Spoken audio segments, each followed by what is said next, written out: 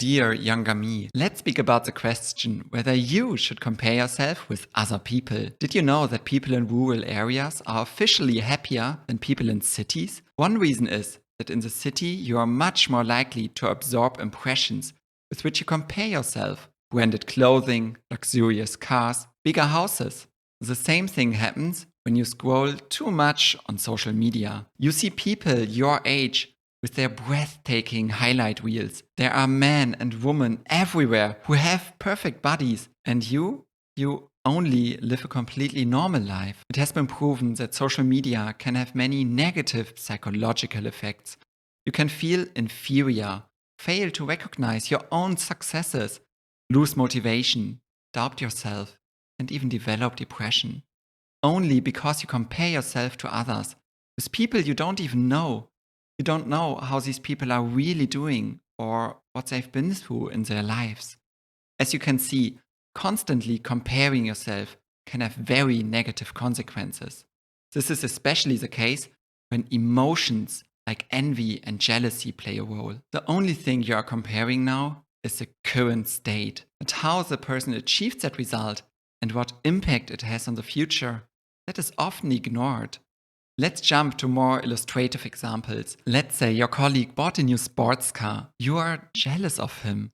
But in fact, he was only able to afford this luxury car because he signed a contract for the next 10 years. In reality, the purchase was a financial disaster and will continue to haunt him negatively for a long time. Your colleague treated himself to something he couldn't afford at all, just to impress other people.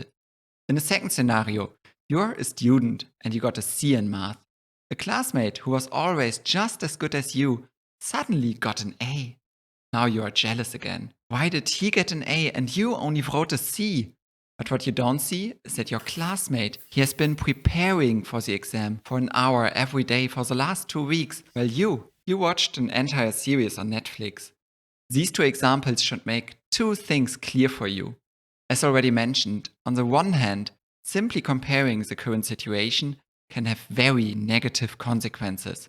On the other hand, comparison has incredible potential, especially when you ask the question, why?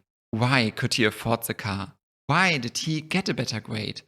Once you question the current state and uncover the actions behind it, you can learn a lot. Instead of having to teach everything by yourself, from scratch, you can learn from a model, which gives you a huge advantage. Here, a comparison can promote healthy competitive thinking, and you can push each other. A good example in this is the battle of the consoles between Nintendo, PlayStation, and Xbox. Due to constant competition, the technology in the field has improved extremely in a very short time.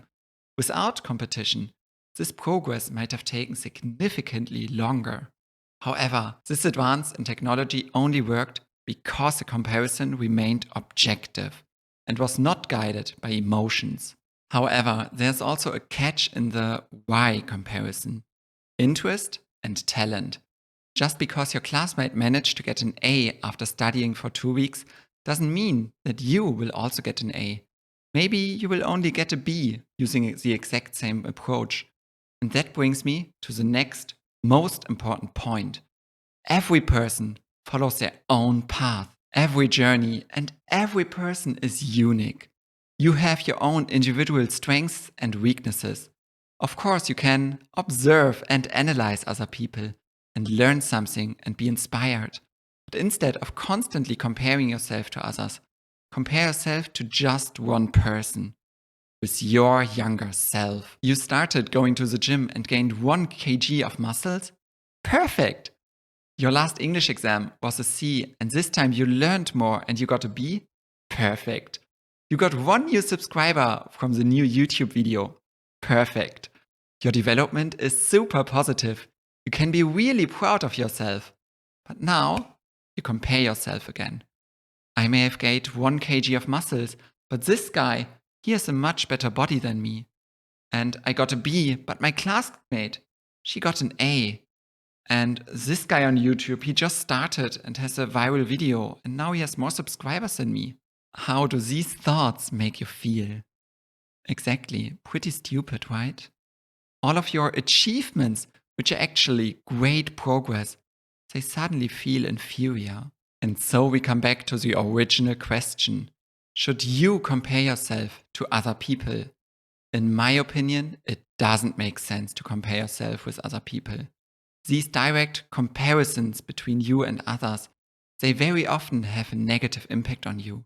But in contrast, it makes a lot of sense to observe these other people without personal judgment, to question the success of these people, and to acquire their actions and their knowledge.